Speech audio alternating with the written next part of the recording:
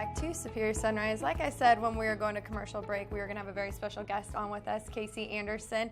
Kaycee is our Superior Livestock intern for this fall, and we're glad to have you. I know it's a crazy busy season that we're getting into with bull production sales and different things like that. We have a horse timed auction that, Michael was just talking about, but you have such a great and interesting background. I mean, your family is very integrated into the livestock industry. So give us a little background about yourself and tell us a little bit about, kind of your family's background in the livestock industry.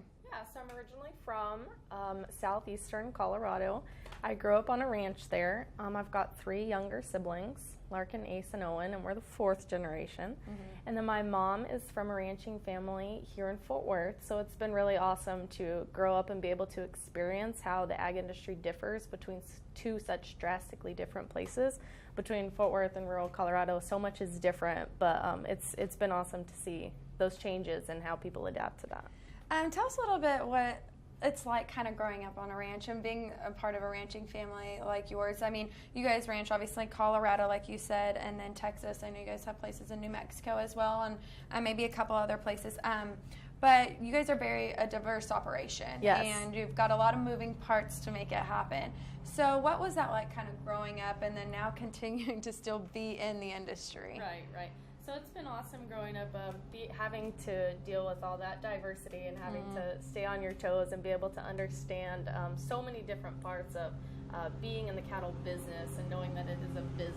And so it's been an awesome way to grow up, honestly. And I'm excited to continue my career in the ag industry.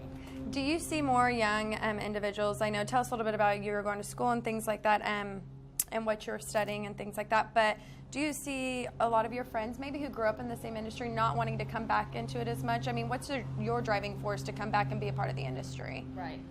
So I graduated recently in May from West Texas A&M University, which has an awesome ag program. So I graduated with my bachelor's of agribusiness and economics. And so honestly, my driving force is just knowing how much I enjoyed growing up and knowing how many opportunities there really are in the ag industry. And I think that's been a really honestly fun thing to be able to pursue as a career. And I see a lot of my friends not wanting to do that because they just don't see the opportunities as much as I do. But if you stick with it, it'll pay off. It'll pay off. Yep. I think that's the biggest thing I think I noticed too, growing up in farming more so, but my family had a small Angus operation.